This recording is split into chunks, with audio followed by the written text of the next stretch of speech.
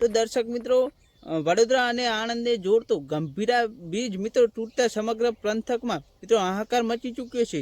ત્યારે મારા ભાઈઓ, અત્યારે જે સમાચાર મળી રહ્યા છે તે મુજબ મિત્રો 9 થી 10 લોકોના મોત થયા એવા સમાચાર સામે આવી રહ્યા છે।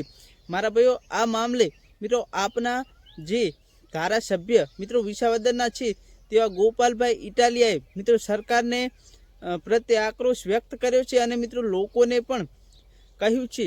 મારા ભાઈઓ, તેમણે પોતાના ફેસબુક એકાઉન્ટ પર મિત્રો એક વિડીયો નાખ્યો હતો અને ઉપર લખ્યું હતું કે ગુજરાતનો આત્મા ક્યારે જાગશે?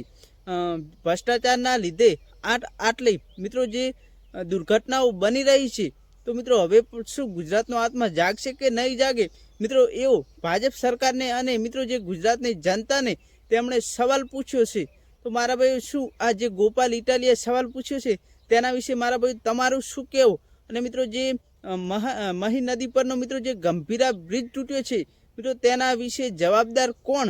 મિત્રો તમે કોમેન્ટ કરી જણાવજો। વિડીયો ગમે તો વિડીયોને લાઇક કરી નાખજો। ચેનલ પર નવા આવે તો ચેનલ સબસ્ક્રાઈબ કરવાનું ભૂલતા નહીં। મળે એક નવા વિડીયો સાથે।